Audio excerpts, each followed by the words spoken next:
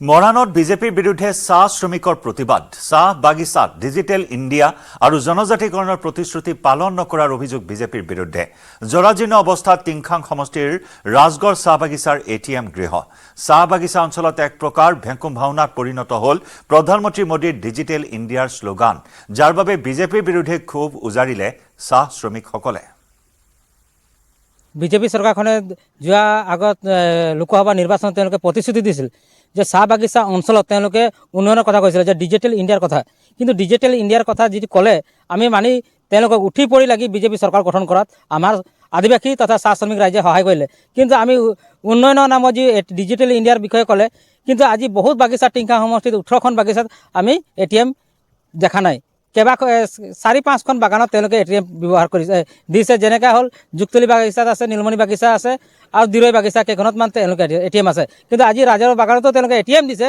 কিন্তু মেচিনটো নাই কেৱল অকল ঘৰটোহে বনাই তেওঁলোকে ফুলঝাৰি কৰি মাৰি আছে এতিয়া বহুত দূৰত এতিয়া টাউন আহিবৰ কাৰণে বহুত কষ্ট হয় তেওঁলোকে ৰাতিপুৱা 7টা যায় 4টা বজাত কাম ঘৰলৈ আহে আৰু 4টা বজাত তেওঁলোকে যা যোগাৰ কৰি কেনেকৈ যাব তেওঁলোকে এটিএমলৈ ইমান দূৰ এতিয়া 5 কিলোমিটাৰ 6 কিলোমিটাৰ তেওঁলোকে এটিএম না কিছুমানৰ চাইকেলৰ সুবিধা আছে নে কিবা সুবিধা আছে তেজপুৰত নিশা ভয়ংকৰ ঘটনা চলন্ত বাছৰ পৰা জাঁপ দিলে চালকে ফলত থিতাতে নিহত হয় প্ৰদীপ শৰ্মা নামৰ চালকজন প্ৰদীপ শৰ্মাৰ ঘৰ শোণিতপুৰৰ জামুগুৰি হাটত তেজপুৰৰ চৰকাৰী বাছ আস্থানৰ পৰা TMCH অভিমুখী আছিল বাছখন দুৰ্ঘটনাৰ সময়তো বাছখনত আছিল TMCHৰ 30-40 গৰাকী যাত্ৰী অৱশ্যে সৌভাগ্যক্ৰমে ঘটনাত হতাহত হোৱা নাই কোনো যাত্ৰী চলন্ত বাছৰ পৰা চালকে জাঁপ দিলে কিন্তু কি কাৰণত চালকজনে এই পন্থা ললে সেয়া এতিয়াও জানিব পৰা হোৱা নাই ফলত থিতাতে নিহত হয় প্ৰদীপ শৰ্মা নামৰ চালকজন চলন্ত বাছৰ পৰা জঁপিয়াই দিয়া দুৰ্ঘটনাত পতিত হয় বাছখন সৌভাগ্যবশত কোনো লোক হতাহত হোৱা নাই বাছখনত আছিল TMCHৰ 30-40 গৰাকী যাত্ৰী সৌভাগ্যক্ৰমে এই ঘটনাত হতাহত হোৱা নাই কোনো যাত্ৰী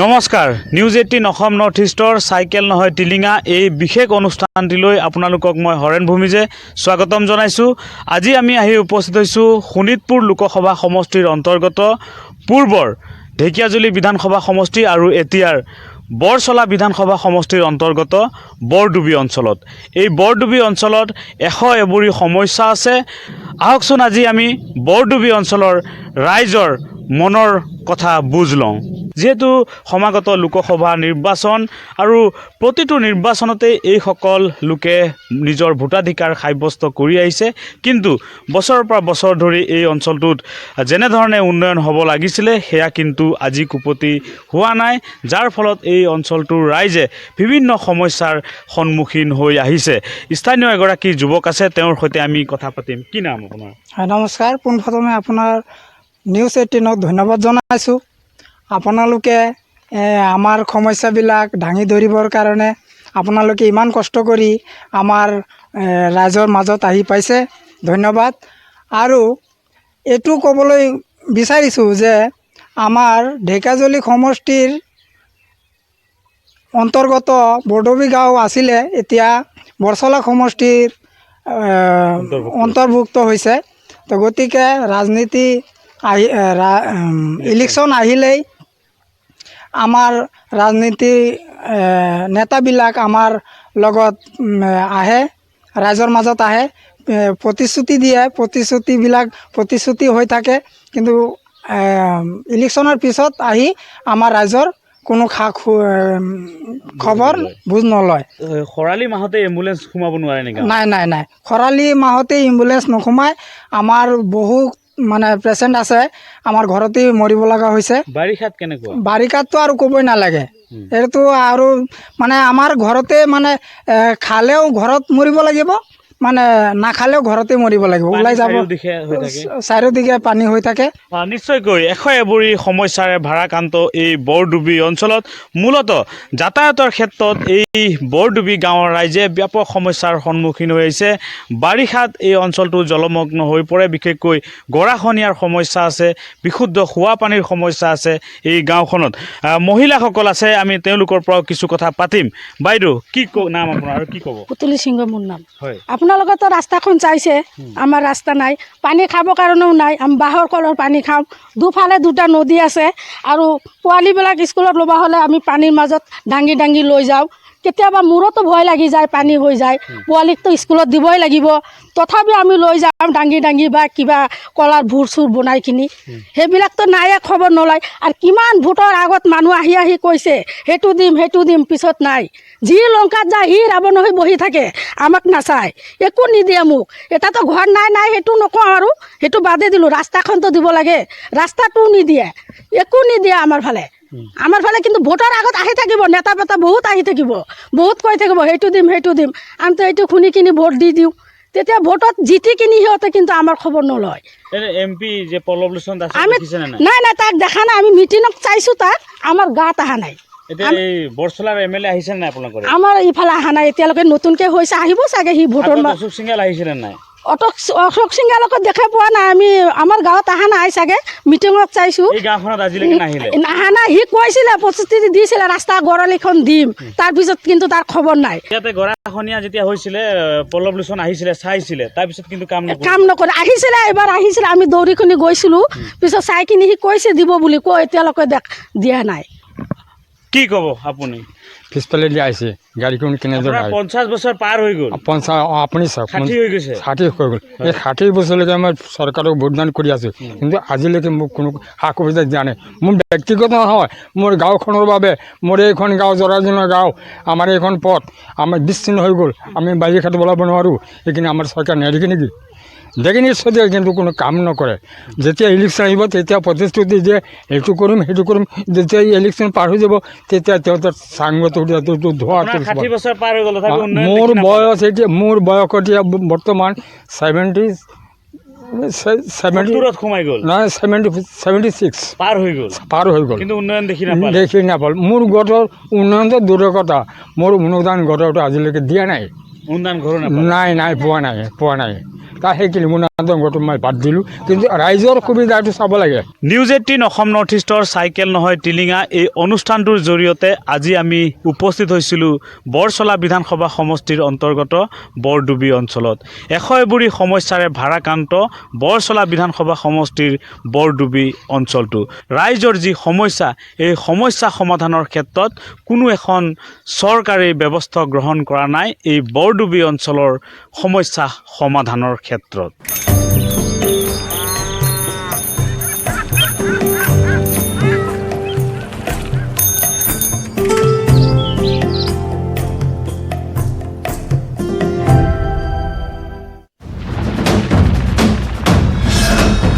ভাৰতৰ গৌৰৱ গোটেই বিশ্বতেই ইয়াৰ সন্মান। ষ্ট্ৰং মানে মাইথান ষ্টীল।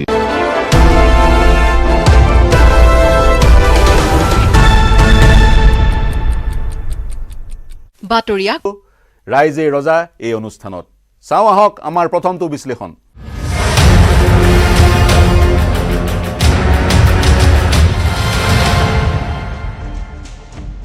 প্ৰথমটো বিশ্লেষণ, এক গগৈয়ে দুই গগৈৰ বিৰুদ্ধে ষড়যন্ত্ৰ কৰিছে। এই অভিযোগ অসম চৰকাৰৰ মন্ত্ৰী পীযুষ হাজৰিকাৰ। এতিয়া এক গগৈ কোন? এক গগৈ হৈছে অখিল গগৈ আৰু বাকী দুই গগৈ হৈছে লুৰিণজ্যোতি গগৈ আৰু গৌৰৱ গগৈ। এই তিনি গগৈয়ে বিগত সময়ত বহুবাৰ শিৰোনাম দখল কৰিছে। মূলতঃ যেতিয়া সমষ্টিৰ পুনৰ নিৰ্ধাৰণ হৈছিল, সমষ্টিৰ পুনৰ নিৰ্ধাৰণৰ বিৰুদ্ধে একেখন মঞ্চতে যেতিয়া এই তিনি গগৈয়ে প্ৰতিবাদ সাব্যস্ত কৰিছিল, তেতিয়া সেই বাতৰিয়ে সংবাদ শিৰোনাম দখল কৰিছিল। আন নালাগে, অসমৰ মুখ্যমন্ত্ৰী ডক্টৰ হিমন্ত বিশ্ব শৰ্মায়ো ইয়াৰ প্ৰত্যুত্তৰ দিছিল, প্ৰতিক্ৰিয়া প্ৰকাশ কৰিছিল। পুনৰ তিনি গগৈৰ প্ৰসংগ। বিগত সময়ত আমি যোৰহাট সমষ্টিক কেন্দ্ৰ কৰি তিনি গগৈৰ বিশ্লেষণ আগবঢ়াইছিলোঁ। সেই তিনি গগৈ আছিল গৌৰৱ গগৈ, তপন গগৈ আৰু কনক গগৈ। গৌৰৱ গগৈ যোৰহাটৰ পৰা এইবাৰ কংগ্ৰেছৰ প্ৰাৰ্থী, ইয়াৰ বিপৰীতে তপন গগৈ সেইটো সমষ্টিৰ পৰা বিজেপিৰ প্ৰাৰ্থী, অৰ্থাৎ সমুখ সমৰত গৌৰৱ গগৈ আৰু তপন গগৈ। এইবাৰ তিনি গগৈৰ যি আমি উল্লেখ কৰিছোঁ সেই তিনি গগৈ হৈছে লুৰিণ গগৈ, অখিল গগৈ আৰু গৌৰৱ গগৈ। আৰু এই বিশ্লেষণৰ ভিত্তি হৈছে মন্ত্ৰী পীযুষ হাজৰিকাৰ এক মন্তব্য। পীযুষ হাজৰিকাই কি মন্তব্য কৰিছিল চাই লওঁ আহক।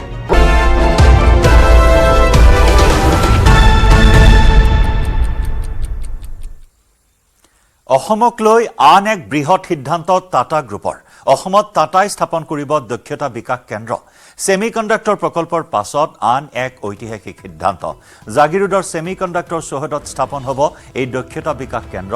মুখ্যমন্ত্ৰীৰ আগত এই কথা প্ৰকাশ কৰে টাটা গ্ৰুপে।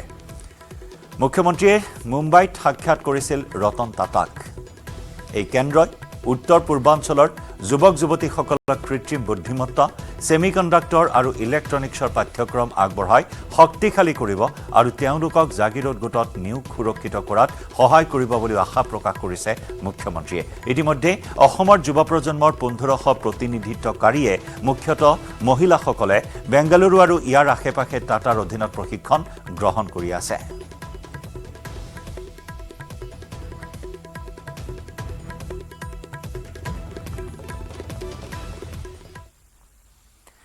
নেটৱৰ্ক 18 ৰাইজিং ভাৰত সামিট 2024 অংশগ্ৰহণ কৰি প্ৰধানমন্ত্ৰীয়ে উল্লেখ কৰিলে বালাকোটৰ এয়াৰ ষ্ট্ৰাইকৰ প্ৰসংগ। 2019 চনত প্ৰধানমন্ত্ৰীয়ে নেটৱৰ্ক 18 ৰাইজিং ভাৰত সামিটত অংশ লৈ নমস্কাৰ দি ওলাই যোৱাৰ দিনাই হৈছিল বালাকোটৰ এয়াৰ ষ্ট্ৰাইক। ৰাইজিং ভাৰত মানে বিকাশ আৰু উন্নয়ন বুলি অভিহিত কৰিলে মোদীয়ে। लेकिन शायद पत्रकार मन ये भी सोच सकता था और शायद सोचा होगा लेकिन बोलते नहीं होंगे कि क्या कारण होगा कि एक इंसान अपने कमिटमेंट के कारण इस समिट में इतने ही शांत मन से आया था और उसी समय वो किसी प्रक्रिया को दौड़ा रहा था और जो दूसरे दिन सुबह दुनिया के लिए बहुत बड़ी खबर बन गई थी। और मैं मानता हूं जरूर आप लोग इसका एनालिसिस करेंगे और शायद वो 28 फरवरी थी 2019 और माहौल तो ऐसा ही था और मैं भी बहुत शांति से आप सबसे नमस्ते नमस्ते करके निकला था और भारत ने बालाकोट में एयर स्ट्राइक की थी रात को।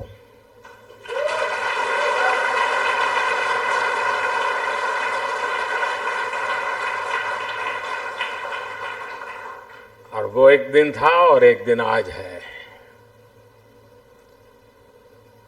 और आपने देखा होगा कि आतंक के सरगना हो या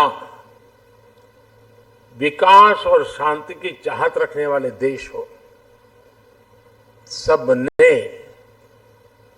राइजिंग भारत अनुभव किया है।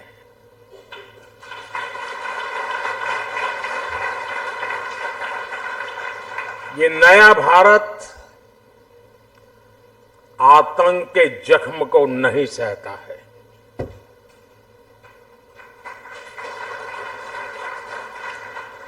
बल्कि आतंक के जख्म देने वालों को पूरी ताकत से सबक भी सिखाता है।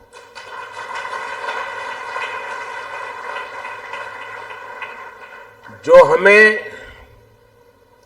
आतंकी हमलों के जख्म देते थे उनकी क्या हालत है ये देशवासी भी देख रहे हैं और दुनिया भी देख रही है।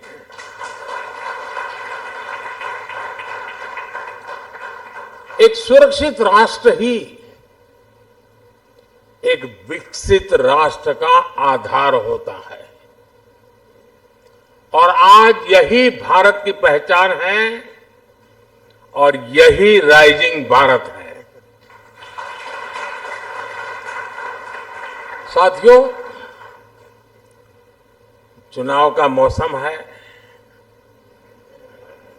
चुनाव की सरगर्मी बिल्कुल सर पर है। तारीखों का ऐलान भी हो चुका है। आपकी समिट में भी कई लोगों ने अपने विचार रखे हैं। डिबेट का माहौल बना हुआ है और मैं मानता हूं लोकतंत्र की यही खूबसूरती है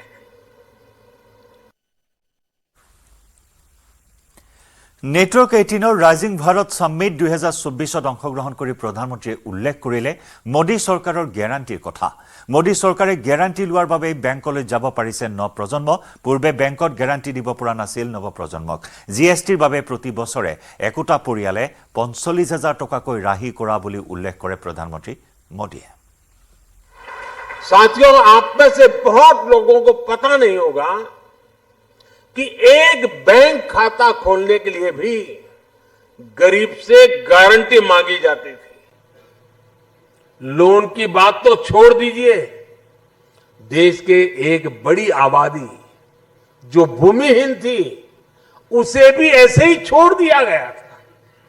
80% से अधिक किसान जिनके पास 2 एकड़ भी जमीन नहीं थी उन्हें भी अपने नसीब पर छोड़ दिया गया था। करोड़ों नौजवानों के लिए बैंक के दरवाजे बंद थे क्योंकि उनके पास भी गारंटी नहीं थी। जिनके पास किसी को देने के लिए कोई गारंटी नहीं, उनकी गारंटी मोदी ने ले ली। इसी भावना ने मुद्रा योजना को जन्म दिया। इसके तहत लगभग 30 लाख करोड़ रुपए हमने बिना गारंटी गरीब युवाओं को दिए हैं। इसी भावना ने सेल्फ हेल्प ग्रुप के अभियान को गति दी, जिससे आज 10 करोड़ बहनें जुड़ी हैं। इसी भावना ने रेहड़ी ठेले फुटपाथ पर काम करने वालों के लिए पीएम स्वनिधि योजना को जन्म लिया। इसी भावना ने हाथ के कौशल से आजीविका कमाने वालों के लिए पीएम विश्वकर्मा योजना को जन्म दिया। इसी भावना से छोटे किसानों के लिए पीएम किसान सम्मान निधि को जन्म दिया। इसके तहत उन्हें करीब 3 लाख करोड़ रुपए मिले हैं। कल्पना कीजिए, अगर नीयत न होती, मोदी की गारंटी न होती तो क्या होता। आज जो ये मोदी की गारंटी का इतना सकारात्मक प्रभाव है, वो किसी विज्ञापन की मोहताज नहीं है। मोदी उस गरीब की गारंटी बना है जिनकी कोई गारंटी नहीं लेता था। इसलिए देश का हर गरीब आज मोदी की गारंटी पर विश्वास करता है। और मैं फिर कहूंगा, ये तो कुछ भी नहीं है, अभी तो और भी आगे जाना है।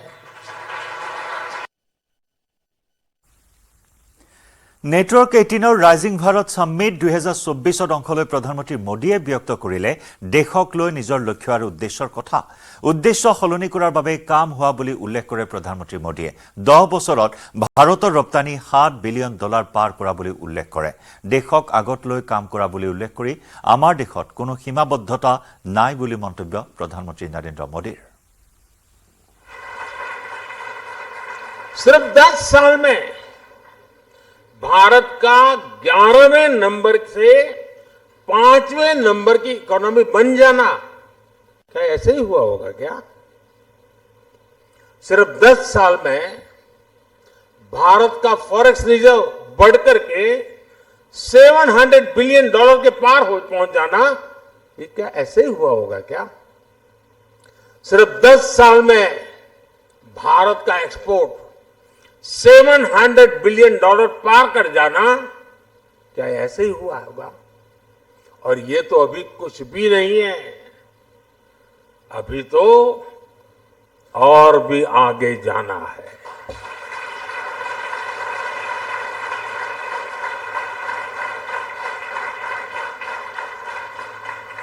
साथियों, यहां बड़े बड़े जर्नलिस्ट मौजूद हैं, इंडस्ट्री के लोग हैं, सिविल सोसाइटी के दिग्गज हैं, पॉलिटिकल फील्ड के लोग भी हैं, ब्यूरोक्रेसी वर्ल्ड के भी लोग हैं। आप जानते हैं कि हमारे यहां सरकारों में ब्यूरोक्रेसी में काम कैसे होता रहा है। फिर वो एक फैक्टर क्या था जिसकी वजह से ये बदलाव आया?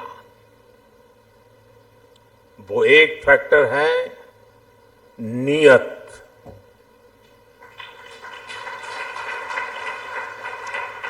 नियत सही तो काम सही। और नियत कौन सी? नेशन फर्स्ट की नियत। मेरे देश में कोई कमी नहीं है कि उसकी पहचान गरीब देश के रूप में हो। हम दुनिया के सबसे युवा देश हैं। एक समय में हम ज्ञान में, विज्ञान में सबसे आगे रहे हैं। दुनिया की कोई वजह नहीं है कि भारत किसी भी देश से पीछे रहे। बस हमें नेशन फर्स्ट की नीयत के साथ आगे चलना है। ये देश जो हमें इतना कुछ देता है, हम उसमें सिर्फ रहते हैं या फिर देश के लिए कुछ अलग करते भी हैं, ये फर्क बहुत बारीक है। लेकिन बारीक सा फर्क ही देश को आगे ले जाता है। जिस दिन आप अपने काम को देश के साथ जोड़ लेंगे, आप जो कुछ भी हैं, आप डॉक्टर हैं, इंजीनियर हैं, स्टार्टअप शुरू कर रहे हैं, जिस दिन आप अपने काम को देश के लक्ष्यों के साथ जोड़ लेंगे तो समझ लीजिएगा कि नेशन फर्स्ट का बीज आप में अंकुरित हो गया है। यही नेशन फर्स्ट का बीज आज सरकार में, सिस्टम में, हर व्यवस्था में, हर व्यक्ति में, देश के कोने कोने में राइजिंग भारत का आधार बन रहा है। सिर्फ अपने लिए ही जिए, सिर्फ अपने लिए जिए तो क्या जिए? जीना है तो देश के लिए, और मरना भी है तो देश के लिए। साथियों, 2014 से पहले और आज की स्थिति में एक और ऐसा अंतर आया है जिसकी उतनी चर्चा नहीं होती। ये चर्चा देश की साख से जुड़ी है। जिस देश की साख गिर रही हो, उस देश के लोगों का स्वाभिमान भी ऊंचा नहीं रह सकता। 2014 के पहले भारत के साथ क्या स्थिति थी? आप याद कीजिए, 2014 से पहले घर घर में भ्रष्टाचार बड़ा मुद्दा था। देश की साख गिर रही थी, लेकिन तब की सरकार झूठे तर्कों के आधार पर अपने घोटालों को डिफेंड करने में जुटी रहती थी। आज स्थिति एकदम अलग है। आज सरकार भ्रष्टाचार पर कड़े एक्शन ले रही है। जो एक्शन लिया उसका हिसाब दे रही है, और भ्रष्टाचारी झूठ बोल बोलकर खुद बचाव की मुद्रा में है। तब देश पूछता था कि पावरफुल लोगों पर ईडी, सीबीआई जैसी एजेंसियां एक्शन क्यों नहीं लेती, ये सवाल पूछा जाता था। आज पावरफुल और भ्रष्ट लोग पूछ रहे हैं कि एजेंसियां उन पर एक्शन क्यों ले रही है।